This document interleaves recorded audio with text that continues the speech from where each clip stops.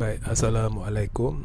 Salam sejahtera, salam GBN, salam Malaysia dan salam kuasa ketiga. Okey,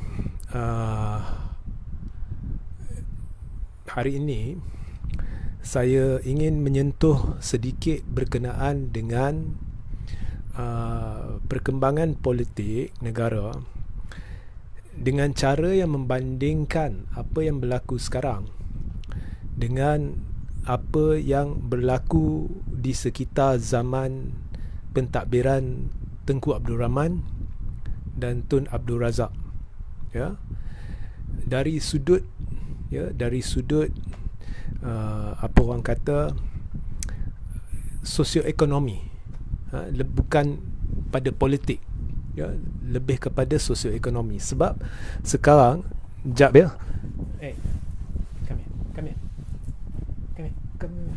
No.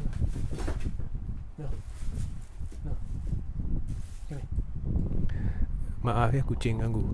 Jadi sebabnya sekarang ni saya rasa orang dah muak dengan politik negara. Bukan muak dengan politik negara, silap ya. Orang memang minat dengan politik negara, malah sekarang perbincangan politik lebih hebat berbanding dengan dulu-dulu. Tetapi orang muak dengan pemimpin politik negara. Okey. Tetapi apa yang lebih penting untuk kita ceritakan sekarang adalah apa orang kata kesan ekonomi kepada ekonomi rakyat, ekonomi negara. Jadi kita lihat negara kita sudah mundur jauh ke belakang di rantau ini dan juga semakin mundur pada peringkat dunia dari sudut pencapaian ekonomi jika kita lihat dari pelbagai perspektif, pelbagai jenis indeks pencapaian kita makin merosot, ya. Semua negara telah mengalami COVID di rantau ini, semuanya telah menghadapi masalah, tetapi peliknya kita makin jauh ke belakang berbanding dengan negara-negara yang pada satu ketika dulu jauh di belakang kita. Dan kalau kita lihat, ya, badan-badan penganalisa ataupun mereka yang memberikan petunjuk, ya, pencapaian negara yang tersohor di dunia, kesemuanya atau hampir semuanya telah memberikan prestasi yang menunjukkan peningkatan bagi Malaysia dan juga telah mengenal pasti bahawa ianya ada kaitan dengan masalah tadbir urus, ya, ketidaktentuan atau kecelaruan politik dan juga masalah keyakinan pelabur berhubung dengan pelbagai perkara, tetap termasuklah nisbah hutang kepada GDP negara. Okay, jadi ini bukannya satu khayalan, ini bukannya satu andaian, ini bukannya satu teori, ini bukannya satu pendapat.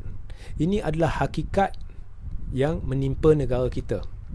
Tetapi apabila anda selak surat khabar, apabila anda lihat media sosial, anda lihat pemimpin-pemimpin blok kerajaan, ya, kalau anda ambil dalam tempoh 6 bulan yang lepas, ya, ambil setiap hari, ya, surat khabar, apa orang kata portal-portal, ya, semuanya anda selak semua, dan anda akan lihat bahawa kalau saya nak letak satu angka, saya boleh letak lebih 80% pertimbangan-pertimbangan utama pemimpin-pemimpin blok kerajaan adalah politik, kedudukan mereka, kedudukan parti mereka, kedudukan kerajaan, ya, percakaran, ya, percaturan, kenyataan-kenyataan yang menyerang musuh politik melampau. Tidak ada penekanan langsung, ya, oleh majoriti pemimpin dan kesemua parti dalam blok kerajaan terhadap permasalahan rakyat. Memang adalah kerajaan akan buat pengumuman, lancar benda ni, buat benda ni, inisiatif ini. Tetapi dari sudut menangani masalah sosioekonomi rakyat dan negara bagi jangka pendek, sederhana dan panjang, tidak ada sesuatu yang konkret yang telah diletakkan kepada kita dalam tempoh lebih, malah dari langkah Sheraton lagi. Tidak ada yang boleh memberitahu kita, khususnya selepas wabak COVID, ya, bahawa inilah dasar pelan tindakan kami yang telah dirangka dan cara-cara terperinci kami akan melakukan tindakan-tindakan berikut yang akan menambah baik ekonomi negara dan rakyat bagi jangka pendek, sederhana dan panjang, yang komprehensif, yang meyakinkan, yang boleh menjadi satu rujukan kepada pelabur, supaya apabila pelabur, khususnya pakar-pakar ekonomi baca, dia kata ini memang adalah satu pelan tindakan, satu dasar yang ada potensi untuk memperbaiki ekonomi negara, ada potensi untuk mengatasi masalah mata wang negara. Tidak ada mana-mana pelan tindakan dasar yang telah dikemukakan untuk menangani isu perosotan nilai mata wang negara pada kadar antara terburuk di rantau ini. Tidak ada, ya, dan tidak ada usaha untuk menghubung kait isu perosotan mata wang dengan peningkatan kos sara hidup yang memang saling berkait, dengan cara yang boleh ditunjukkan kepada rakyat ini masalahnya, dan seterusnya inilah langkah-langkah drastik yang sedang diambil oleh pemimpin-pemimpin kerajaan untuk menangani masalah ni. Tidak ada penekanan oleh parti-parti politik, pemimpin-pemimpin politik dari blok kerajaan, sama ada yang duduk dalam kerajaan atau dari luar kerajaan, untuk memberitahu penyokong mereka dan juga rakyat jelata bahawa inilah yang harus dilakukan, inilah cara kita memperbaiki keadaan, khususnya yang duduk luar kerajaan, ya, dari UMNO, ya, dari Bersatu. Asyik mereka menuding jari kepada musuh mereka dalam kerajaan, ya, contohnya Najib menunjukkan kelemahan, Zahid ke menunjukkan kelemahan dia orang ni, Bersatu lah menunjukkan pemimpin Bersatu menunjukkan kelemahan dalam kerajaan. Ini hanyalah propaganda yang dimainkan kerana kita tahu bila sampai PRU15 mereka tidak akan kerjasama. Jadi sudah mula usaha menjatuhkan maruah satu sama lain. Tapi dari sudut politik, kalau serang pun babak ekonomi tidak diberi jalan penyelesaian. Oh, seharusnya kerajaan melakukan ini, kami cadangkan ini demi rakyat. Ya. Perkataan demi rakyat dijaja oleh semua. Najib, Zahid, semua dijaja. Semuanya jaja. Muhyiddin jaja, PAS jaja. Yang duduk luar dari kerajaan, yang duduk dalam kerajaan. Tetapi inilah penyelesaian demi rakyat. Contohnya Najib, inilah yang kita perlu lakukan, ini yang perlu kerajaan lakukan, kurangkan ini, naikkan nilai ini, buat itu, buat ini, jangka pendek. Tidak ada. Mungkin takut, barangkali takut kalau kongsi sesuatu, ya, ianya akan diguna pakai, kemudian nama dapat kat kerajaan. Mereka buat bukan untuk rakyat, mereka buat untuk kepentingan politik peribadi. Tapi itu yang lebih mereka lakukan adalah berhubung politik pilihan raya.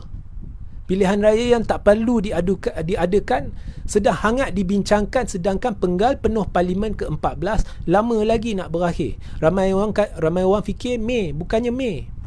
Ya, saya dah beritahu, tempoh 5 tahun bukannya dikira daripada tarikh pilihan raya terakhir. Tempoh 5 tahun dikira daripada tarikh Parlimen mula-mula bersidang.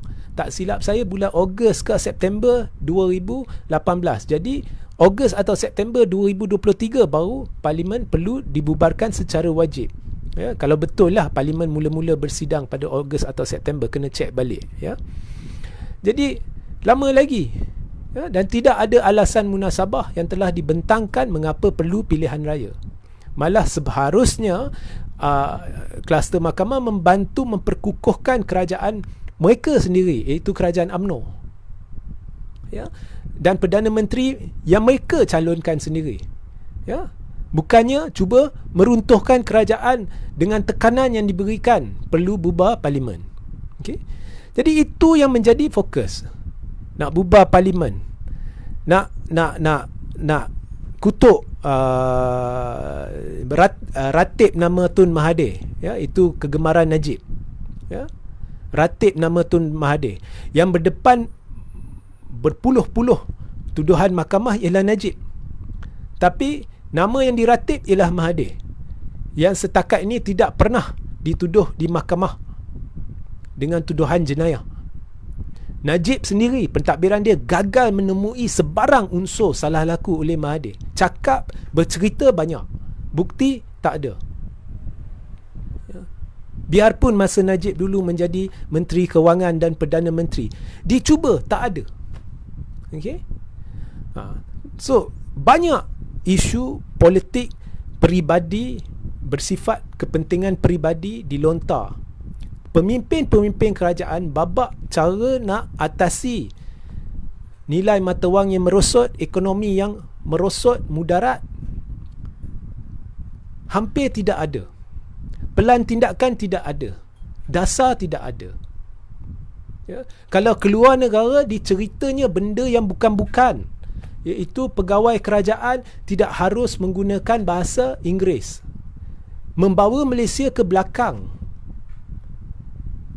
Mereka sedang memberi mesej kepada rakyat, jika menggunakan bahasa Inggeris di arena antarabangsa, persepsi ditimbulkan ianya sebenarnya satu yang tidak baik kerana kita membelakangkan bahasa Malaysia. Tidak tahu macam mana mereka mendapat logik tersebut, ya, tidak tahu macam mana mereka mencapai kesimpulan tersebut, ya. Bila kita di luar negara, kita akur dengan protokol bahasa yang diguna pakai secara meluas di seluruh dunia, iaitu bahasa Inggeris, ya.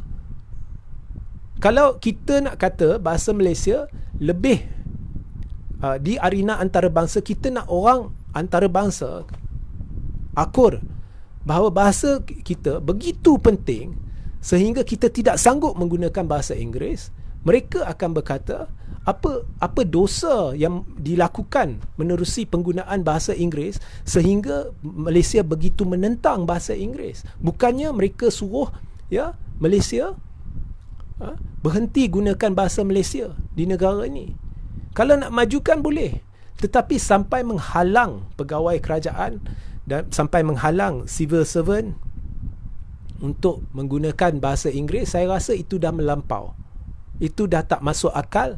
Itu membawa negara kita beberapa langkah ke belakang. Tapi itu penekanannya. Itu penekanannya. Saya tidak tahu, mungkin nak dapat mileage politik, sokongan Melayu Islam, saya tidak tahu, ya. Tetapi itu hakikatnya. Tetapi nak cerita berkenaan dengan langkah-langkah yang diambil oleh pemimpin ini di luar negara, di arena antarabangsa untuk mengatasi kemelut ekonomi dan nilai mata wang negara ni pun tak ada. Setakat mana yang diumumkan, apa yang Ismail Sabri pergi ke luar negara dan buat, apa yang dia ni pergi luar negara yang buat, setakat mana yang diumumkan, apabila saya kaji, tidak ada. Tidak ada sebarang langkah konkret yang telah ditunjukkan atau diumumkan kepada kami yang menunjukkan langkah-langkah proaktif yang betul, yang tepat telah diambil ke arah cuba mendapatkan lebih banyak pelabur untuk masuk ke negara kita, meningkatkan keyakinan pelabur, langkah-langkah untuk menstabilkan mata wang negara dan sebagainya. Tidak ada, ya. Seharusnya, contohnya Ismail Sabri pergi ke Tokyo, seharusnya saya lontar je lah. Kita dengar ada pertemuan beliau dengan tokoh-tokoh perbankan, tokoh-tokoh ekonomi di sana. Diadakan mesyuarat untuk melihat projek-projek atau usaha sama yang boleh dimasuki bersama dengan antara Malaysia ataupun bank-bank Malaysia ataupun syarikat-syarikat Malaysia dan bank-bank Malaysia dengan bank-bank di peringkat antarabangsa, khususnya di Jepun, yang sememangnya dari dulu lagi suka dengan usaha sama bersama syarikat di Malaysia. Kita patut dengar benda tu. Okey, ini telah dilakukan dan ini dilakukan dan inilah manfaatnya kepada situasi ekonomi kita, kepada situasi kewangan kita. Tidak ada. Pergi ke Cambodia, okey, ini kita telah berjumpa dengan syarikat-syarikat pengusaha sektor ini.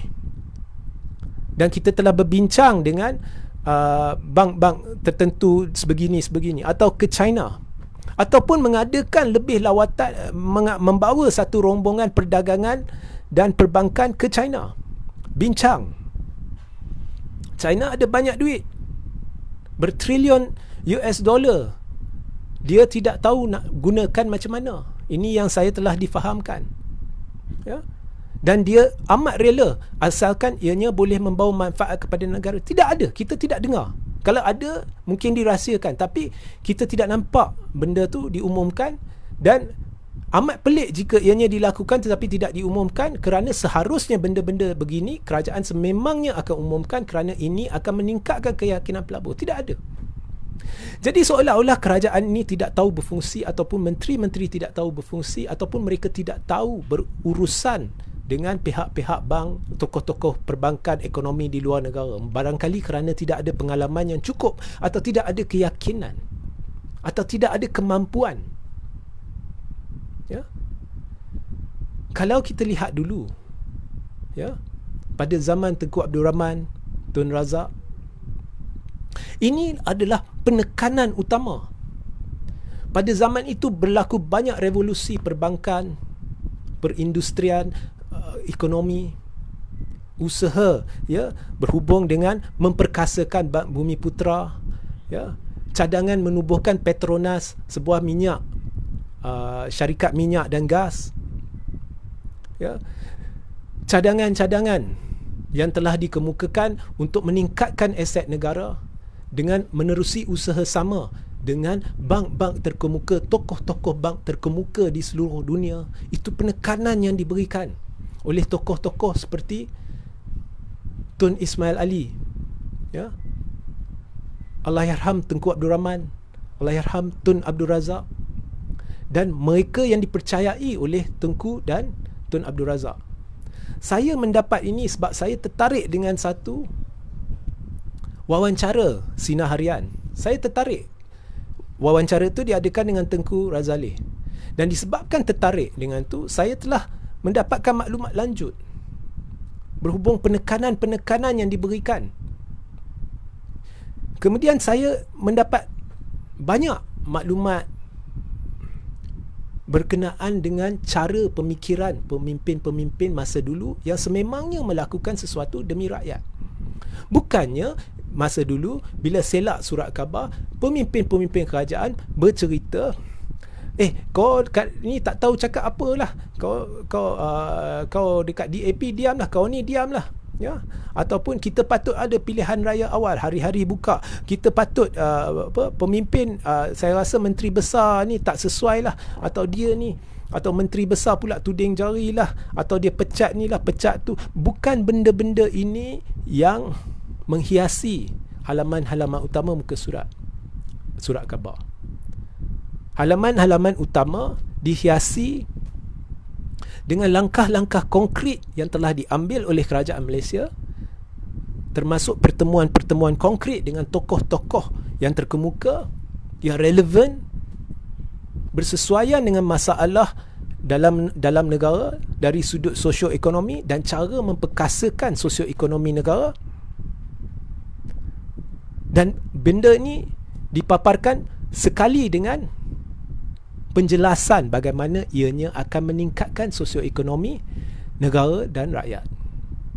Itulah penumpuan pemimpin-pemimpin dulu, yang menurut Tengku Razali ramai juga menerajui GLC tanpa gaji.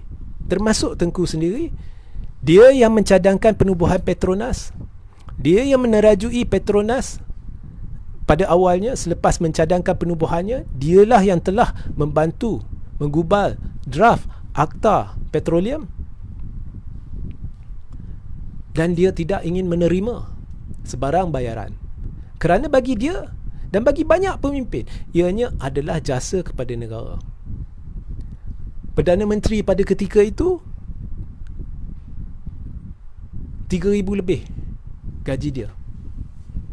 Ya. Semua ni saya dapat daripada wawancara itu. Jadi saya bertemu dan bercakap lanjut untuk mendapatkan lebih banyak maklumat. Bandingkan hari ini, saudara-saudari, keadaan negara kita mudarat, tapi hari-hari hang selak adalah politik, kuasa dan kedudukan, percaturan politik, pergelutan percakaran politik melibatkan pemimpin-pemimpin kerajaan. Maka tidak hairanlah negara kita tengah hancur.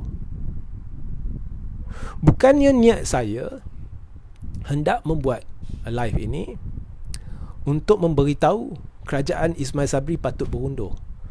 Kita sudah tak ada nak cerita dah berundur sebab pilihan raya pun dah nak setahun.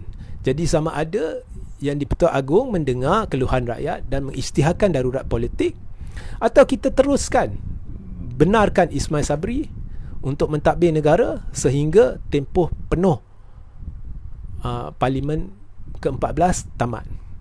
Cuma berhenti daripada mengamalkan dasar kuasa dan kedudukan dalam pentadbiran, dan caranya ialah memperkasakan kerajaan dengan memasuki perjanjian baru dengan PH supaya sokongan PH dikira bersama, dan seterusnya apabila kerajaan dah kukuh, pecat atau ganti menteri yang tidak boleh bekerja atau berfungsi, supaya kerajaan sekurang-kurangnya untuk tempoh setahun lagi akan diwakili oleh mereka yang benar-benar ingin menyelesaikan masalah negara dan masalah rakyat.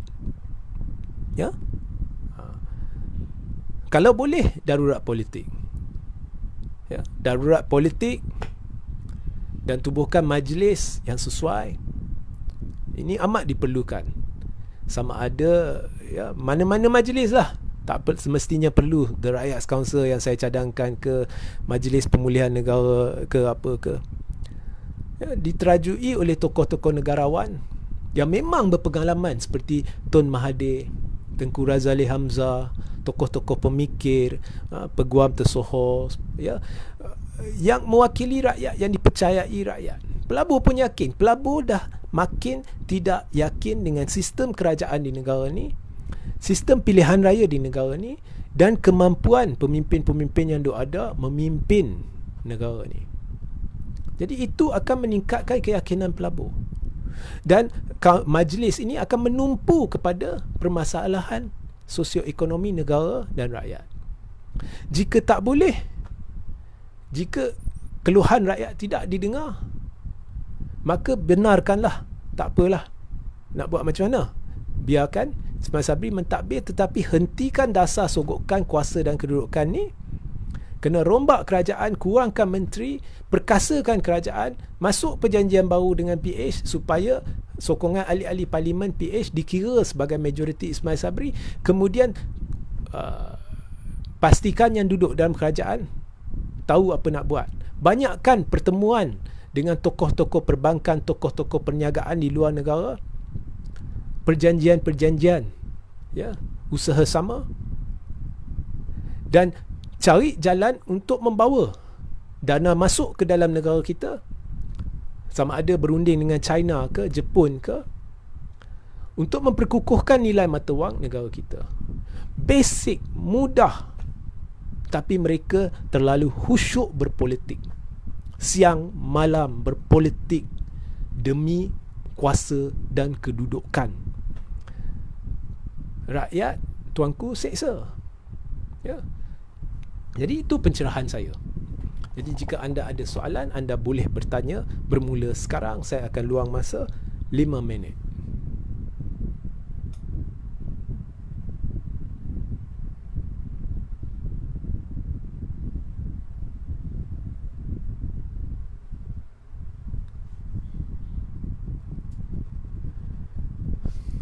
Ahmad Emran.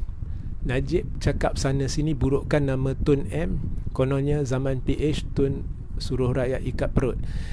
Okey, Najib cakap itu atau benda-benda seumpama itu ke apa, tapi hakikatnya rakyat paling terseksa dalam sejarah tanah air dari sudut sosioekonomi selepas langkah Sheraton, khususnya lah ni dalam pentadbiran UMNO menerusi pencalonan Najib sendiri.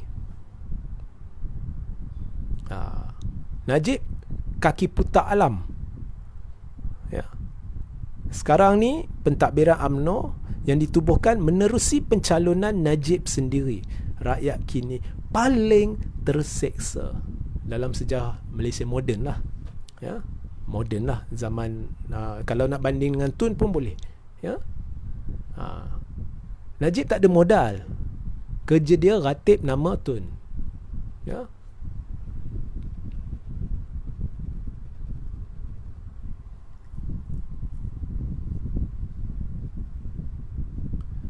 Ya, bahasa Inggeris tak ada dosa. Cakap bahasa Inggeris tak ada dosa. Tak ada apa yang kalau sini kita kata bahasa Malaysia is the best, sana orang akan kata bahasa Inggeris the best. Nobody is correct. Yang cakap ni anda ada bahasa Malaysia. Kita hormati bahasa Malaysia. Dia adalah bahasa kebangsaan. Di Malaysia ianya bahasa kebangsaan. Tapi di arena antarabangsa, kita bukannya semuanya rakyat Malaysia di sana. So, bahasa Inggeris adalah bahasa pengantar utama. Jadi, wajib kita memahami bahasa Inggeris dan menggunakan bahasa yang sesuai di arena antarabangsa. Bukannya menimbulkan persepsi anda melakukan sesuatu yang salah dengan bercakap bahasa Inggeris. Sebenarnya, anda membawa negara beberapa langkah ke belakang. Pendekatan dah salah. Pendekatan seeloknya ialah untuk menekan perlunya belajar bahasa Inggeris dan perlunya menggunakan bahasa Inggeris di arena antarabangsa, tetapi pada masa yang sama menekan perlunya setiap rakyat Malaysia memperkasakan pengetahuan Malaysia mereka dalam bahasa Melayu, malah mungkin dalam urusan-urusan rasmi melibatkan syarikat-syarikat ke apa ke, wajib dalam bahasa Malaysia. Jadi ada pendekatan lain. Ya. Jadi jangan buat benda tak masuk akal, tapi babak nak perkasakan sosioekonomi rakyat dan negara, kat situ memang dah gagal. Ya, pergi ke luar negara tapi tak memanfaatkan sepenuhnya trip ke luar negara itu. Ya, tahu di belakang orang tengah seksa, tapi pergi ke sana tapi tak lakukan apa yang patut untuk rakyat dan kemudian supaya boleh balik dan beritahu kepada rakyat, ini yang kami telah lakukan demi memperkasakan sosioekonomi negara dan rakyat. Inilah yang dikatakan pemimpin gagal. Okey, saya tidak ingin memanjangkan live ini, jadi pastikan anda sertai saluran Telegram saya. Link saya akan letak di ruang tajuk sebentar lagi, sehingga kita berjumpa di lain masa. Assalamualaikum, salam sejahtera, salam GBN, salam Malaysia dan salam kuasa ketiga.